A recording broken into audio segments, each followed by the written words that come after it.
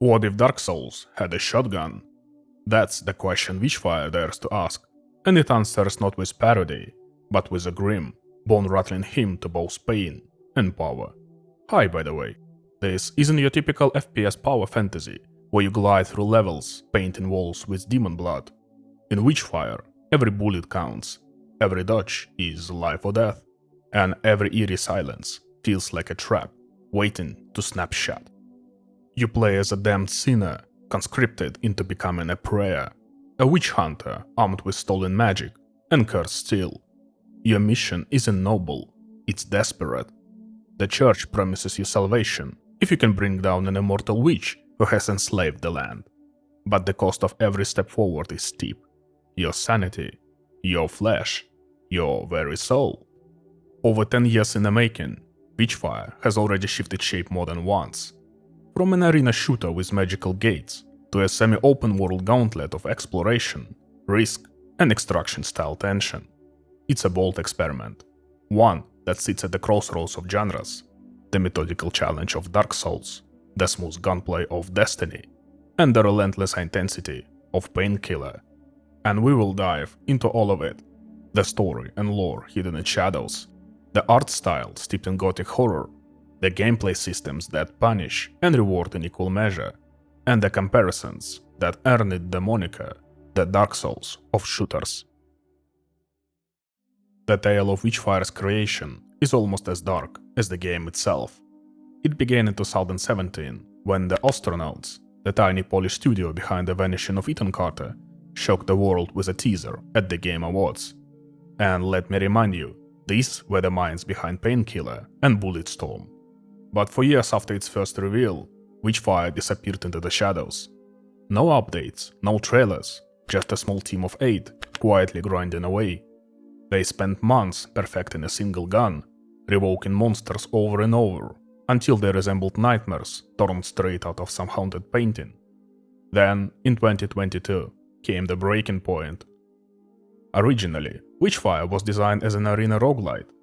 Magic walls would lock you in, while waves of enemies rushed you. But after years of building massive, intricate landscapes, creative director Adrian Chmielarz finally admitted, "Guys, our regions are fake." And with that, he scrapped the entire idea. Instead, he pitched a semi-open world. And the team's reaction? Well, almost unanimous resistance. His lead programmer even warned it could take months, maybe even derail the whole project, but they rolled the dice anyway. The result, at first, was a disaster.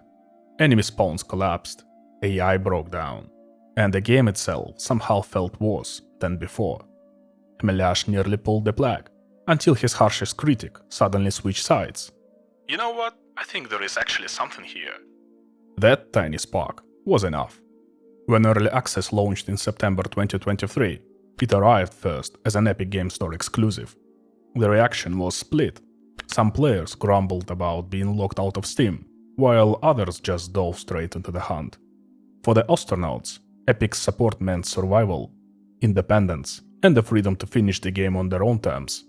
And so those earliest players stepped into a raw, brutal version of Witchfire that would never ever exist again. The lesson was clear. Perfection wasn't the goal, evolution was. Players pushed back on some mechanics like the witch calamities, curses that dumped random horrors into the world. Instead of digging in the hills, the developers listened. That is the entire point of Early Access, they wrote. Each update became a conversation, shaping Witchfire into something sharper, more addictive. By 2024, the Steam launch proved the struggle was worth it. Thousands of reviews poured in, and over 90% of them positive. The audience that once sat waiting for the Steam version now embraced it wholeheartedly.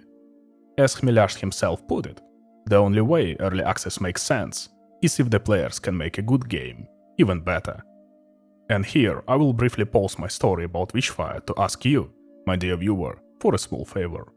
I really don't like pulling you out of the narrative in my videos, but there is just no other way. For a small channel like mine, your support in any form means the world. A like, a comment, and especially a subscription. All of that makes the great machine god known as the YouTube algorithm happy, and in return, it pushes the video to a wider audience. And the motivation it gives me after weeks of grinding away on a video, well, that's something words can't even capture. And on that note, bon appetit to those having lunch with the video, and sweet dreams to those who decided to nap with it in the background. And now, let's finally dive into the magnificent world of Witchfire. So then, what exactly is Witchfire? If you have never heard of this project, the easiest way to describe it is like this. Dark Souls, Destiny, Tarkov, and Painkiller walk into a bar, and the bartender goes, "Hey there, Witchfire." And right now, my dear viewer, you might be thinking the obvious question. What? How the hell can these games possibly coexist in a single project? How does that even work? And most importantly, how does it play? I won't keep you waiting for the answer. It plays and feels just fucking amazing. The developers themselves lovingly dubbed their creation an RPG shooter. But originally the project description looked like this. Witchfire is a single-player, first-person shooter from the creative leads behind Painkiller and Bulletstorm. A unique blend of Souls-like, extraction, and roguelike gameplay, Witchfire offers a challenging and satisfying experience with multiple paths to victory. But at some point, the devs decided to remove a single line from this description, namely, a unique blend of Souls-like, extraction, and roguelite gameplay. But why? Is that no longer true? Of course it's still true. The problem is that this description strips away the very uniqueness of what is undeniably a unique project, turning it into just another Souls-like, just another extraction shooter, just another roguelite. And I can absolutely imagine a situation where that kind of description might turn someone off from the game. It really does look like the developers themselves haven't quite decided what they want to make. But let's go in order. First thing first, Destiny. I will admit, I'm not very familiar with Bungie's shooter. It kind of passed me by at the time, and honestly, I have never really been a fan of looter shooters in general. But denying its impact on the industry, or the sheer number of fans it has, would be ridiculous. So what exactly did Witchfire borrow from Destiny? The answer is simple. The gunplay. The way the weapon feels, and the physics-based movement are, according to Andrian Chmeliarz, the best in the business. The meaty sound of shoots and hits. Awesome animations. The need to juggle weapons for maximum efficiency, and so on. And under the hood, the shooting in many ways imitates Bungie's creation. Little details like a touch of bullet magnetism, slight aim correction toward the target, and so on. All of that makes shooting in Witchfire just as satisfying as in Destiny.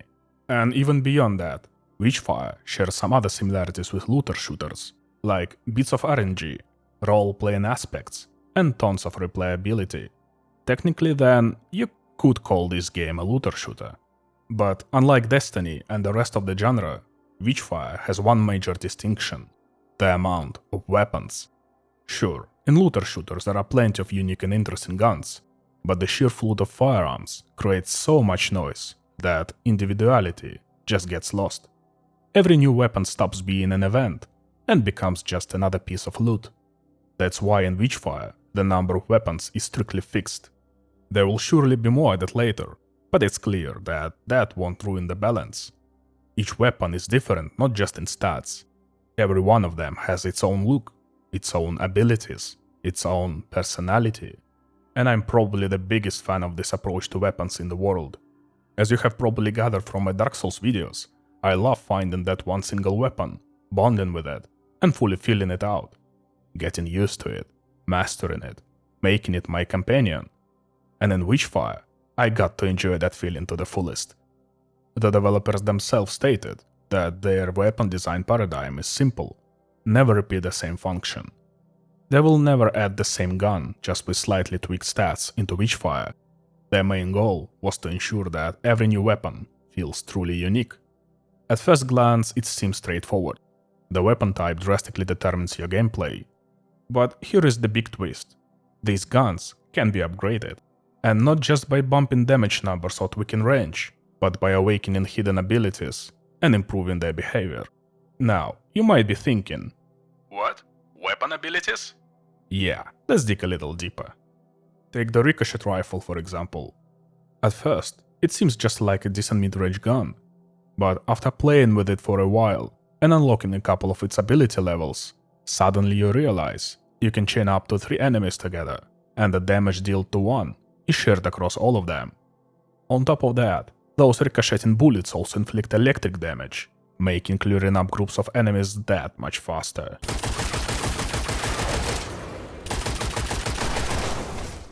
Another example, the handfire revolver. At first glance, it looks like just a regular revolver with solid damage, nothing extraordinary. But once you upgrade it, you discover that bullets lodged in enemies will explode when you reload, dealing explosive damage and applying a burn effect on top. And for dessert, my personal favorite weapon in the whole game, the bolt-action rifle Hypnosis. I always had an unhealthy obsession with bolt action and single-shot rifles, even going back to my Hunt Showdown days, where I always preferred the Sparks LRR over anything else. Hypnosis starts off feeling like a standard rifle, but once you upgrade it, it gains a timing mechanic, where it charges for a moment, and if you fire right on the timing, not only is the damage absolutely monstrous, but the shot also strikes the enemy with lightning. And what I just described was only 3 weapons, but the game has more than 20, and each one is worth getting to know, adapting to, and eventually bonding with as you unlock its true form. With Hypnosis, for example, I got so used to it that nailing the perfect damage timing was basically muscle memory, and I had just zip around the battlefield, landing headshots and dishing out massive damage everywhere. I also love the fact that these abilities are simple and clear, unlike the classic looter-shooter approach where the effect descriptions are so long and convoluted, you would rather skip the gun entirely than waste time trying to figure out what the hell it actually does. Gameplay variety also comes from the so-called arcanas, which you can earn by clearing specific enemy groups during a run. You are given 3 to choose from, but one of them is always hidden until you unlock it with the special items found on the run. The arcanas themselves are essentially useful buffs to your character or abilities, whether it's more health or stamina, or need perks like partial reloads during a dash, or an extra slot for a healing elixir.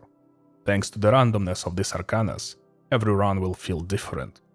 On top of that, there are events that spice up your runs. They offer rewards for meeting certain battle conditions, like kill enemies without leaving a marked circle, fight without taking any damage, or take on a whole group of immortal enemies while only one of them is mortal. Without proper control over the fight and your positioning, you will not stand a chance. Oh, you failed? Then you will have to learn. For me, that's what makes it so interesting. It forces you to think a little about your tactics, instead of treating every fight as just another routine.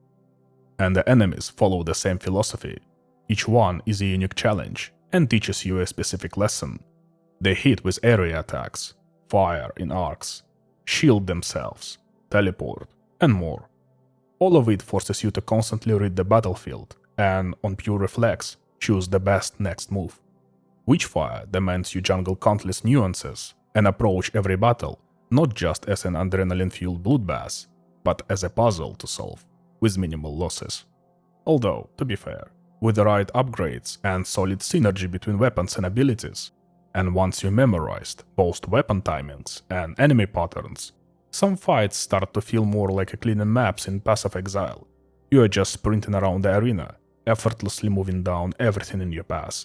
You already know how to shoot properly, and that flow state just sweeps you away. But honestly, it's not even all of that which makes Witchfire so damn fun and addictive. What truly does it is the setting, because Witchfire is basically Destiny visiting Dark Souls. So, funny thing, Witchfire wasn't even supposed to look like this at first. Originally, it was meant to be a sci-fi, post-apocalyptic survival sim. The developers said that back when they started, everyone was going crazy for sandboxes like DayZ, Rust, or Ark. They actually liked some of those games, but thought, hey, what if we do it differently? The whole idea was to make a survival sim for people who love the concept of survival, meaning one person against the entire universe, but hate how it usually plays out. But then the reality kicked in. At some point, the team realized, yeah, we like it, but we don't love it. And I think most gamers know exactly what that means. Some games just feel like a product. Calculated, cold, soulless. You look at it and everything seems to be in place, but the spark, it's gone. And on the other hand, is there anything better than playing a game where you can feel that the people behind it actually cared? So the devs ask themselves the hard question: can we make something that's still commercially valid, but also something we are genuinely passionate about? And yeah, scrapping a whole year's of work was brutal, but in the end, it was the right call. From that point on, nothing from the original version survived. And that's when the dark fantasy idea kicked in. It was already a genre they knew pretty well, so they started looking for inspiration. They ended up diving into the era of witch hunts, pulling out all those exaggerated, nightmarish images, and, well, basically they made Dark Souls. And you know what? The developers don't even try to hide it. In fact, they are proud of the resemblance, openly admitting their love and respect for Miyazaki's work. And honestly, is that a bad thing? Is it something that makes you roll your eyes and say, oh, just another Souls-like, nothing new here? Well, not at all. As they themselves put it, Souls are important to us and inspire us. We see nothing wrong with that. The same way we see nothing wrong with Bloodborne being inspired by Lovecraft. And that's the key, because From Software didn't just rip off Lovecraft for Bloodborne. They didn't go, let's just throw in some tentacles and Cthulhu in the background. No, they understood the essence of Lovecraft's horrors, what Howard Phillips was actually trying to say, and then they made their own version of it. And that's exactly what the Astronauts did. They caught the soul of From Software's games, and then brought their own vision to the genre. Witchfire also borrowed from Dark Souls the one thing I love it for the most: the style and atmosphere. If you have ever played a Miyazaki game, you know that crushing feeling of hopeless despair. Wherever you look, it's all rot, ruin, and death. Now picture the same vibe, but layered with the atmosphere of the witch hunts, and you will get the mood Witchfire throws you into. But atmosphere isn't the only thing Witchfire takes from Dark Souls. There is also the approach to storytelling. If you are expecting plot twists, expensive cutscenes, or tons of NPCs to chat with, well, Witchfire, and really any Souls-like, is not for you. Here, the story is told through item and weapon descriptions, through the environment, through the way enemies are designed.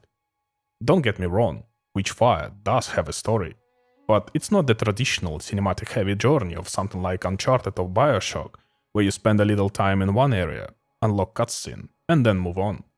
That format works in a lot of games, but it wouldn't work here, for two big reasons. First is the obvious one.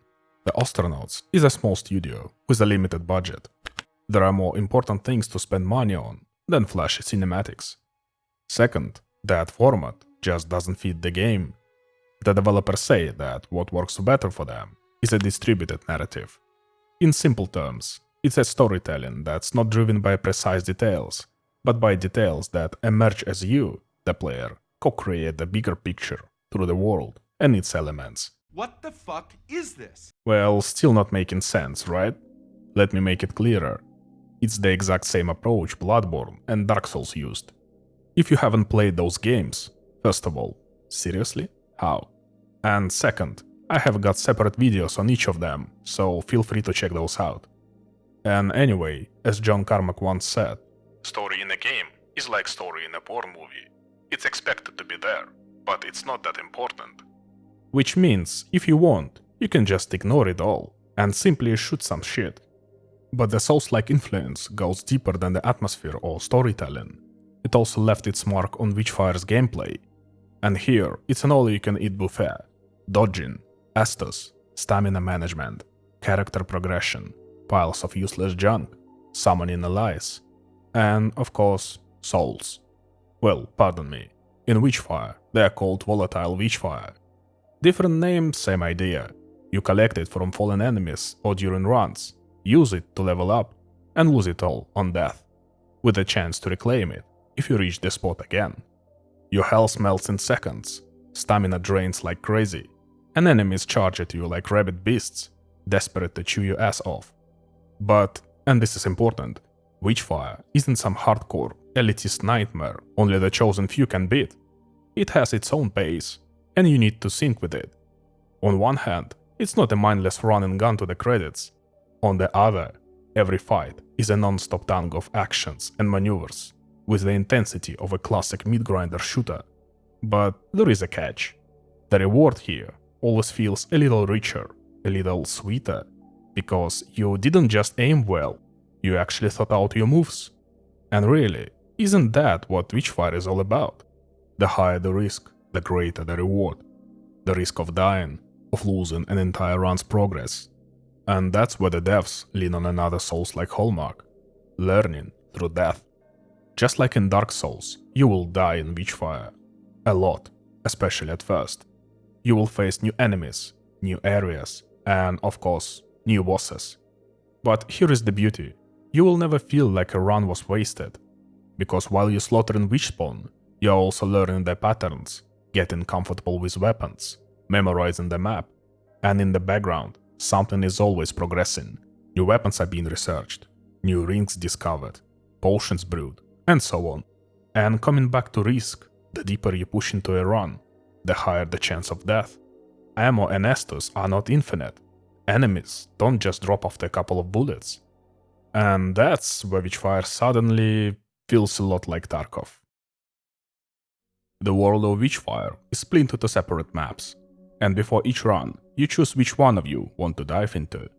Every run is basically an expedition. You can cut it short whenever you like.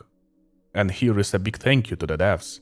Exit points are actually marked on the map, so you don't end up in the situation when the second monitor becomes part of the system requirements just to figure out where the hell to live. Looking at you, Nikita Boyanov.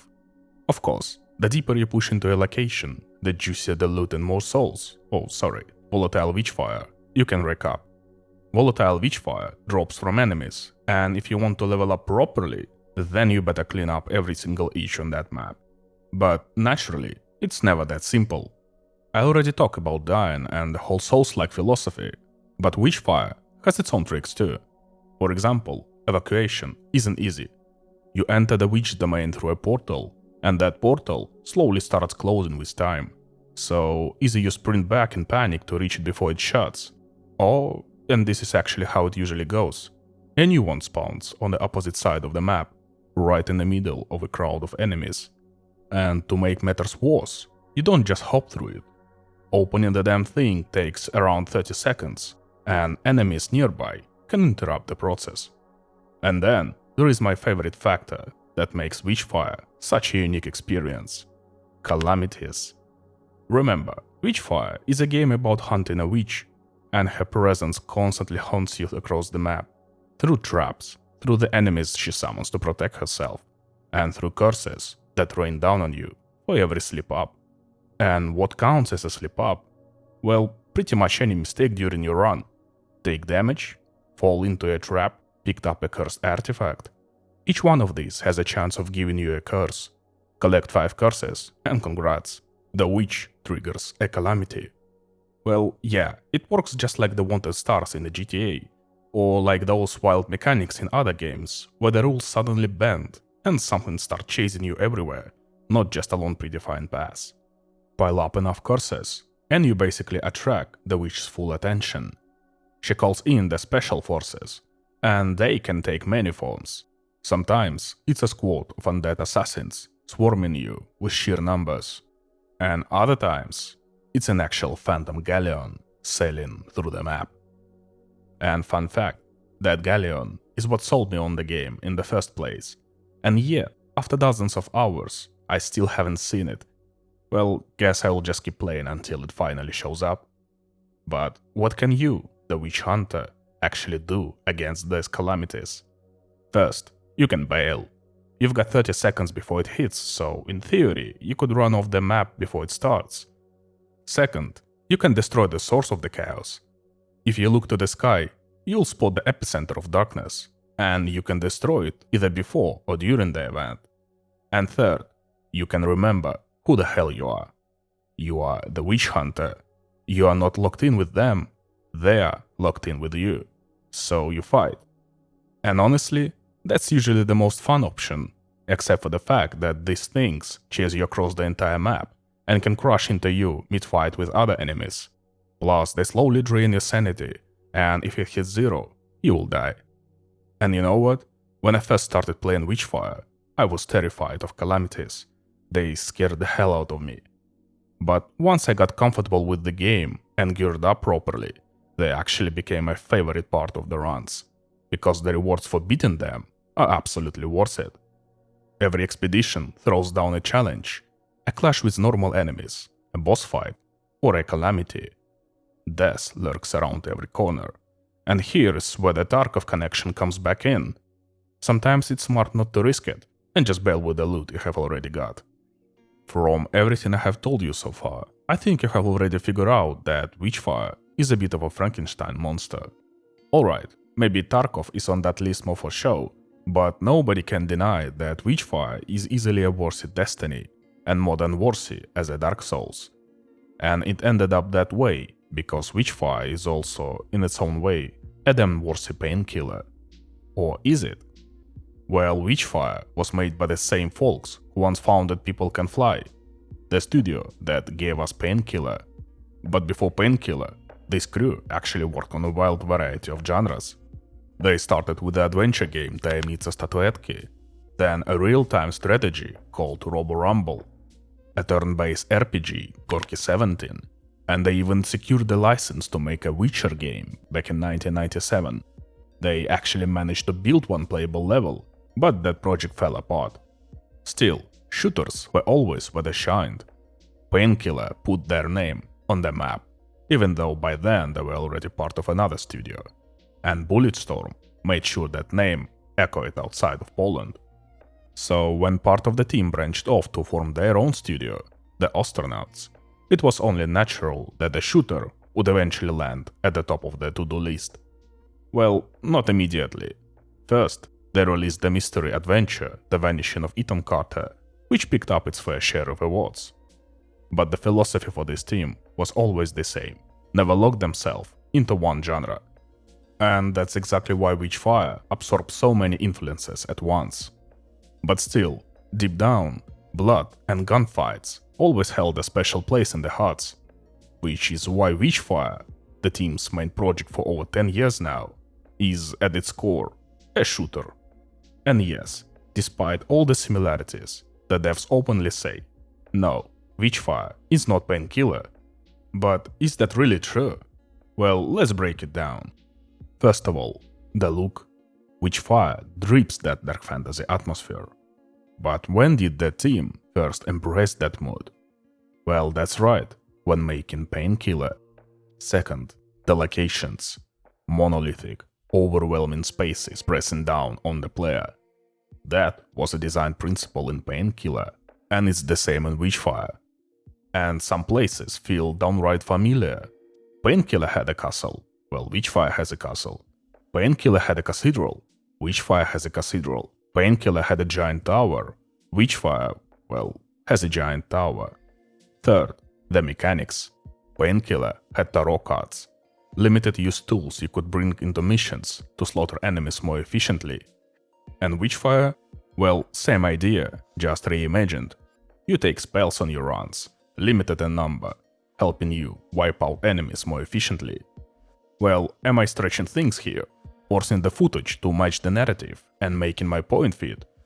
Absolutely, but go ahead, try to convince me otherwise. And of course, there is her, Death Trigger. If you don't know what that is, chances are you're under 30 and never played Painkiller. Honestly, what more needs to be said about the similarities between these two games? And that's not even mentioning a whole pile of other parallels I could list. In my humble opinion, all this traces back to Painkiller. Without that legendary shooter, we simply wouldn't have the Witchfire we know and love today. So, after everything I have just said, you might be thinking that Witchfire is just a messy cocktail of mechanics borrowed from everywhere with no real identity of its own. But trust me, it's not like that at all. Witchfire is incredibly distinct, and it feels like a breath of fresh air in the shooter genre. You can't just throw so many different elements into a game and expect them to magically click together, but somehow the astronauts pull it off beautifully. But let's address the elephant in the room: early access. Yes, Witchfire is still in early access, but compared to something like Gloomwood, here the light of the end of the tunnel is much clearer. In fact, while I was preparing this very video, the developers published a roadmap on their website with a confirmed release window set for the next year. And honestly, this game barely feels like a typical early access title. The graphics are fantastic, the optimization is solid, and technical issues are almost non-existent. On top of that, Witchfire is constantly evolving, gaining new content and even adjustments to its core mechanics. And these changes are not just the results of the dev's own vision, but also of active collaboration with the community. You can see this all in the astronauts' press releases, where they openly reference feedback from regular players on Reddit or Steam, suggesting tweaks or improvements. What I especially want to thank them for is the excellent website, which is filled with detailed articles explaining the technical solutions and why certain mechanics were implemented in specific ways. They also share their short-term plans openly, which makes following the game's development that much more engaging. The game already has a huge variety of weapons, maps, and mechanics, all of which are fun to explore and unravel, layer by layer. I intentionally skipped talking about some mechanics, like the Gnosis difficulty system, because, honestly, discovering that stuff on your own is always more rewarding. Now, don't get me wrong, Witchfire, like in any early access game, is far from perfect, and it can't be really perfect yet. Personally, I have run into exactly 2 issues with the game, and since the developers are so responsive to community feedback, there is always a small chance that one of them might actually watch this video and make it this far. The first big issue for me is the rosary beads system. In short, it's a mechanic very similar to charms in Hollow Knight, granting the player certain benefits, like increasing specific stats or elixir slots, reducing stamina costs for certain actions, or even providing unique effects like immunity to alignments. But here is the problem. Unlike in Hollow Knight, you can't just find these beads on the map, slot them in, and enjoy the upgrade. Even after finding them, your ability to use rosary beads is restricted by the level of specific attributes. For example, to equip a bead that gives you +1 Estus slot, you would need to pump your mind attribute up by 20 levels. And if you want a bead that boosts your HP by 20%, you will need 25 levels in Flash. And sure, you might say that's not a problem, you can just grind those stats, right? Well, yes and no, because leveling in Witchfire gets painfully slow. Once you hit around level 40, even with a really good run, you will barely gather enough currency to afford 2 level ups at best. And because of this, instead of focusing on creative build making, the game turns into a race to max out all attributes, just so you can even try assembling an interesting build. I would really love to hear more from experienced Witchfire players on this, but in my humble opinion, rosary bits shouldn't be locked behind stat requirements. Just let us slot them in and use them right away. After all, to even find these bits, you already have to explore some obscure part of the map or beat a boss, which is effort enough on its own. Personally, whenever I discovered new rosary beads tucked away in hidden corners of the world, I felt almost no excitement, because I knew there was a 90% chance I wouldn't be able to use them immediately. Instead, I would have to grind for dozens of stat levels just to test them out in a build. And the second issue for me was the unstable HDR support. Don't get me wrong, when HDR is on, the game both looks and plays fantastic. But that only lasts until the moment you try to record the gameplay. I always record with OBS Studio, and I have never once had any problems capturing footage. Even Dark Souls 1 in HDR recorded beautifully, with no visual artifacts whatsoever. Witchfire, on the other hand, came out looking like this. But honestly, that's all I could come up with in terms of problems. And I really don't want to end this story about such an amazing game on a sour note, so let me say it once again. Witchfire is an outstanding project. Even in early access, it's eaten up dozens of hours of my life, and I can confidently say I don't regret a single minute I've spent on it. I'm more than happy to sink dozens more into it over the coming months, and especially once the full release arrives. But as always, if you are a hardcore opponent of early access, then just wait a little longer. If everything goes according to the developers' plans, Witchfire will officially release next year, and you will be able to enjoy the full package. But if you don't mind early access, and if you trust my gaming taste even a little bit, then I strongly urge you to support the developers and try the game right now. Believe me, you won't regret it. The astronauts have built a truly unique project, one that simply has no direct equivalent on the market, and it both plays and feels absolutely fucking incredible. So all I can wish them is to keep going at the same pace, with the same love and dedication to Witchfire, and I'm certain they will succeed. Huge thanks to each and every one of you who made it this far into the video. Your support means the world to me, and it motivates me to keep digging up interesting projects and telling you their stories. If you enjoyed this video and Witchfire has caught your attention, then all I ask is that you give it a like and subscribe to the channel if you haven't already. And please, don't forget about the comments. I read them all, and I always try to reply. No matter when you happen to stumble upon this video, know this: I'm already working on the next one. And if this somehow ends up being the last time you will hear my voice, well, thank you for spending your time with me. Once again, thank you all for watching, and I will see you soon.